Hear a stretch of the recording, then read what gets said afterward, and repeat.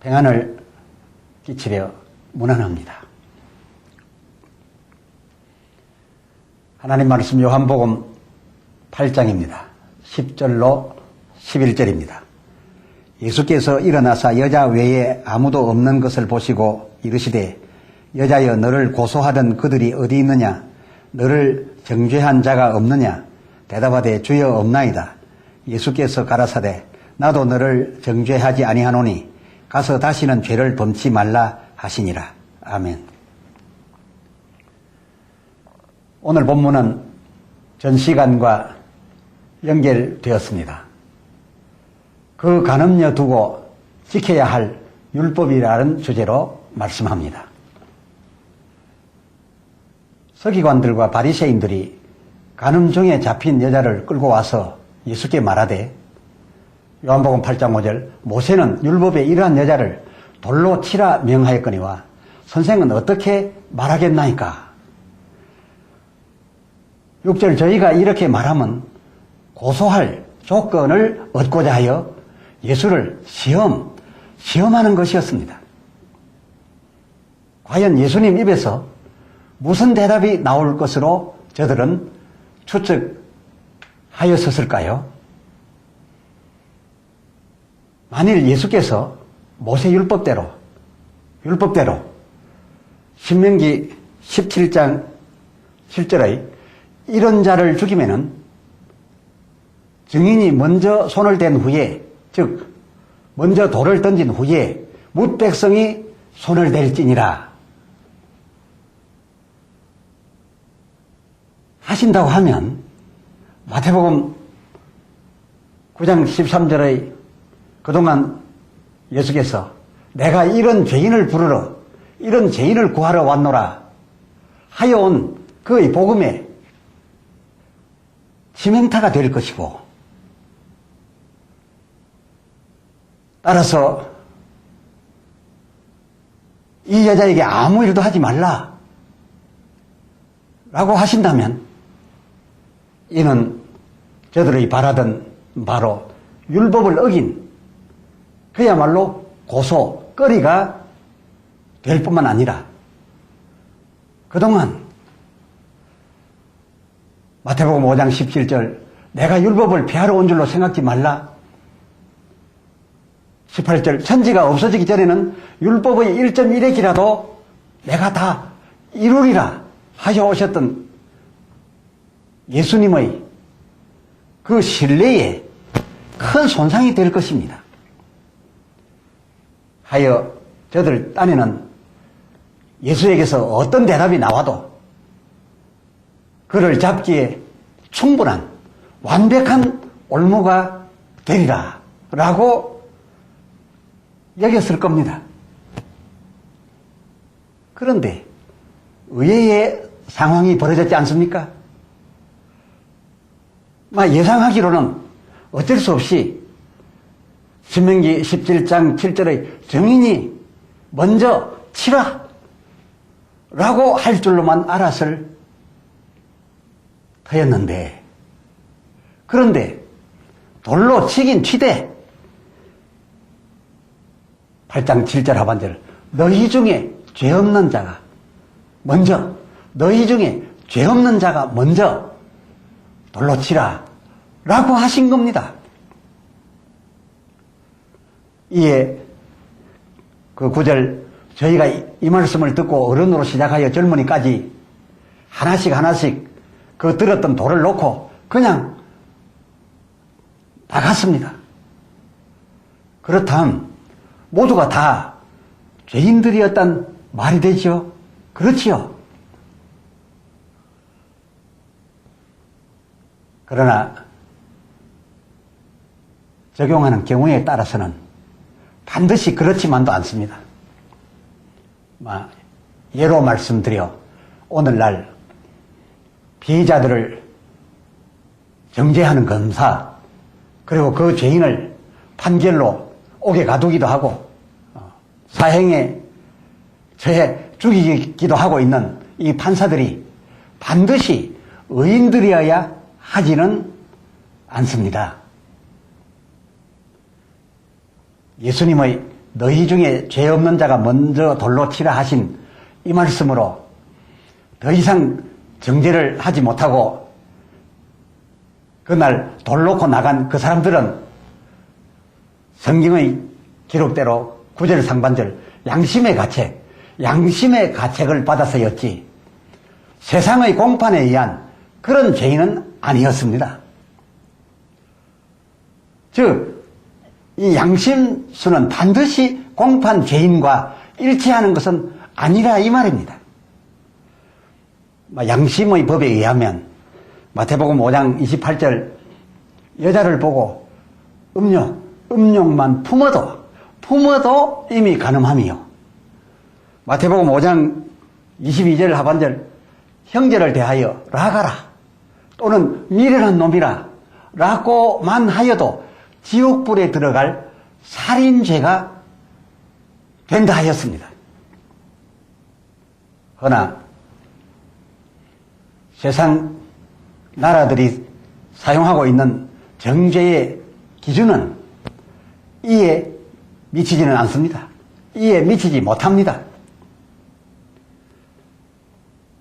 이로써 보아 돌 놓고 그냥 나갔던 그 서기관들과 바리새인들의 경우 결단코 돌 던져서는 아니 될 죄인이랄 수는 없는 것이며 지금도 세상 나라들에서 정죄하고 재판하는 판검사들 역시 반드시 이 양심에까지 가책 없는 그런 의인이지 않아도 할 수 있다.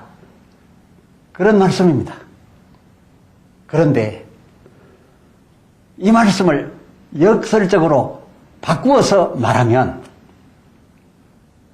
비록 세상 공판에 의한 그런 공적인 죄인이 아니라고 하여 나는 죄 없는 자라 이렇게 할 수는 없다는 게지요. 예수님 앞에 율법의 죄인된 여인을 끌고 와서 들었던 돌들로서 막 치려고 했던 그 사람들 알고 보면 양심법에 의하여 심판하시는 하나님 앞에서 보면 죄인이 죄인을 치려 하고 있었던 거지요. 그러므로 혹 율법에 정죄되지 않았다는 이유로 또 공판에 의하여 죄인이 되지 않았다는 그런 전과자가 되지 않았다는 이유로 회개하지 않아도 된다거나 예수 믿지 않아도 나는 죄 없는 사람이니 내 영혼 영생할 수 있는 줄 그렇게 한다면 이것이야말로 영생하려고 천국 문 앞에 갔다가 그 문 앞에서 아주 큰일 나는 그런 일입니다. 왜냐고요? 천국 문전에서의 심판 기준은 이 땅에서 쓰는 율법이나 그와 같은 이 세상 나라 법들이 기준이 되는 것이 아니라 그야말로 양심법이 그 심판의 기준이 되기 때문입니다.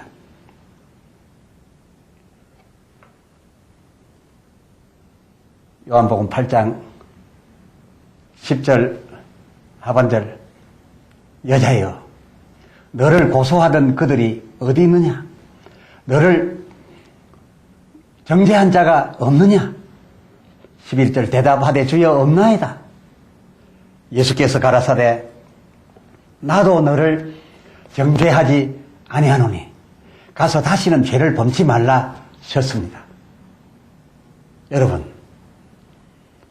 예수님의 이 말씀을 듣게 된 여자, 곧 돌에 맞아 죽으려다가 이제 노임받게 된 이 여자, 과연 죄가 없어서 노임받은 것입니까? 아니죠. 또 허다히 아는 대로 예수님이 그녀의 죄를 용서해 주어서 그래서 용서받아 그가 살아남게 된 것입니까? 11절 하반절 가서 다시는 이 같은 죄를 범치 말라 말씀하셨습니다. 다시는 이 같은 죄를 범치 말라셨으니 이 여자 결코 죄 없지 아니하였습니다. 예수님께서 이 여자의 죄를 인정하셨습니다. 또 그리고 아예 용서란 말이나 글 자체가 이 성경에는 없습니다. 따라서 예수님께서 용서하였다라고 하는 말이나 글이 없습니다. 용서하신 흔적도 찾아볼 수가 없습니다. 다만 그 여자를 더 이상 정죄하지 아니함으로써, 정죄를 하지 아니함으로써 그는 노여 자유한 몸으로 갔을 뿐인 것입니다. 다시 말해 이 가늠한 여인 죄인이 아니어서도 아니요, 또 죄 사함을 받아서가 아니라 단지 정죄하는 이들의 정죄가 끊어졌기 때문에, 더 이상 정죄하지 않았기 때문에 단지 살아남은 것일 뿐이었습니다. 그 11절 예수님, 나도 너를 정죄하지 아니하노니, 나도 너를 정죄하지 아니하노니 하셨다라고 하여, 혹 예수님도 양심에 가책거리가 있었을까? 그렇게 여기지 마십시오. 서기관들과 바리새인들은 양심의 가책 죄인이어서 그 하던 정죄를 포기했습니다마는 예수님은 전혀 무죄, 무가책 하시면서도 일부러 정죄를 하시지 않았습니다. 아니하셨습니다. 왜 였겠습니까?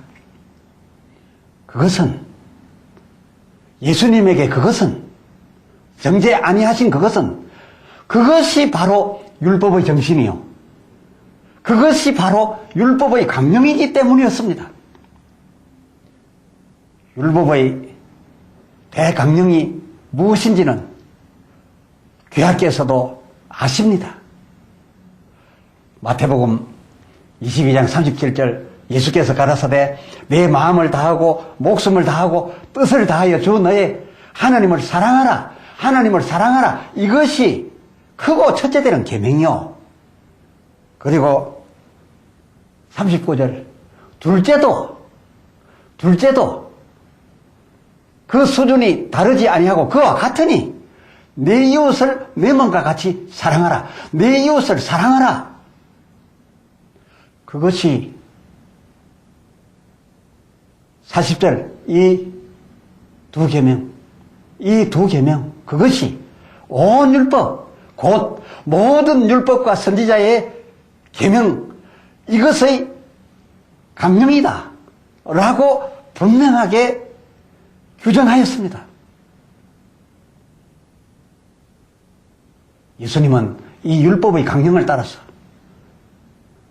그 사랑해야 할 이웃에게, 그 이웃에게 사랑을 베풀었던 것입니다.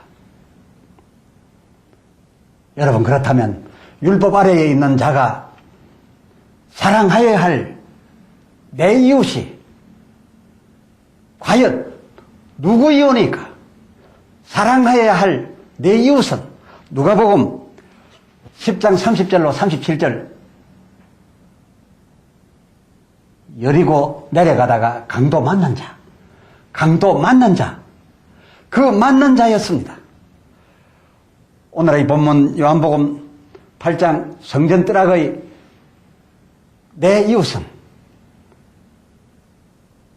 돌 든 자가 아니요, 돌 맞게 된 자며, 정죄하고 있는 그런 정죄하는 자가 아니요, 정죄를 받고 있는 자, 정죄 받는 자,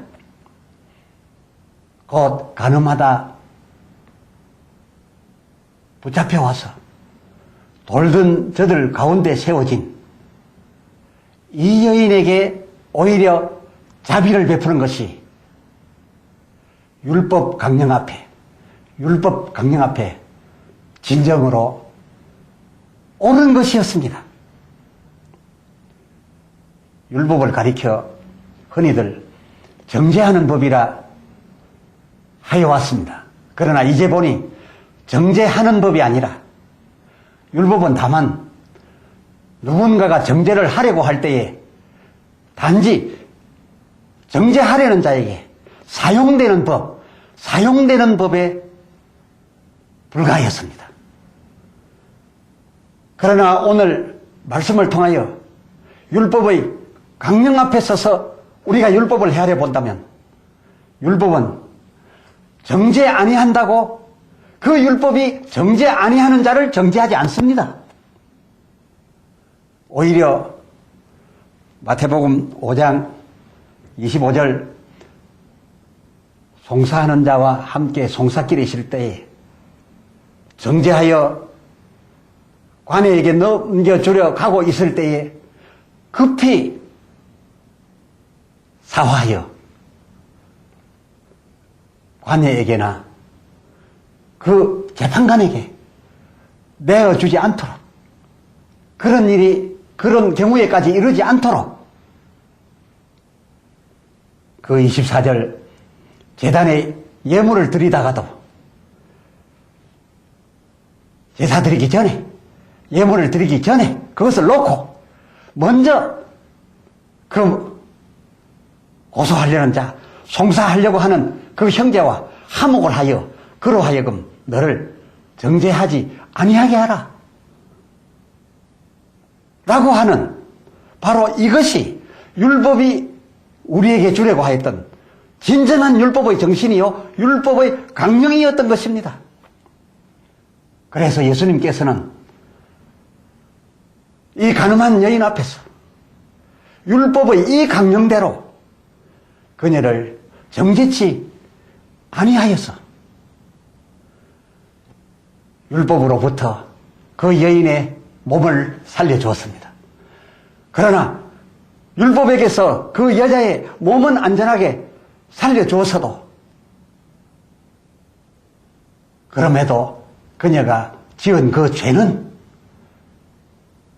아직 그대로 남아 있었습니다. 정죄를 아니하여 정죄 아니함으로 율법은 더 이상 책임을 묻지 아니함으로써 여자의 육신은 살렸습니다마는 그러나 그가 지은 죄는 그대로 정죄하지 아니하는 것으로서 사하여진 것이 아니라 그대로 남아 있었어. 그녀 영혼이 천국에서 영생할 수는 없게 되었음에 예수님께서는 이런 그 여인과 이 여인과 같이 죄인된 우리들을 위하여 그 후에 예수님 친히 십자가 위에 올라가서 우리가 죽어야 할 죽음을 대신 죽어주심으로 우리의 속죄 제물이 되어 심판하실 하나님 앞에 우리의 속죄물 되어 우리로 하여금 내어주게 하시사 우리를 구하여 주셨으니 그야말로 우리 주 예수님 율법대로도 사셨고 복음을 다 이루셨으니 참으로 주님은 은혜이시요 그리고 하나님 보내신 바다 이같이 하시었으니 보내신 하나님은 참으로 사랑이시옵나이다. 하나님이 세상 우리를 이처럼 사랑하신 것 너무나 감사하여 보내어 주신 우리의 속죄 제물 대신 은혜의 주, 그 주를 영접하고 그를 믿사오니 우리를 보실 때에 십자가에 죽으신 아들로 보아 우리를 천국 안으로 끌어들여 주시옵소서. 아멘. 아멘. 기도합시다. 하나님 아버지, 바리새인들과 서기관들은 우리의 지금까지의 생각과 마찬가지로 율법에 죄되지 아니하면 죄 없는 자로 살아가도 되며 남을 판단하고 정죄하여 심지어 그 죄인된 자에게 돌을 던져도 되는 줄 알고 살고 있었으나 오늘 주님께서 하신 모든 일들을 통하여 그들이라고 하여 죄 없는 것이 아니라 하나님께서 심판하시는 그 기준으로 볼 때에는, 그 양심의 기준으로 볼 때에는 모두 죄인인 것임을 알았사옵나이다. 또한 율법은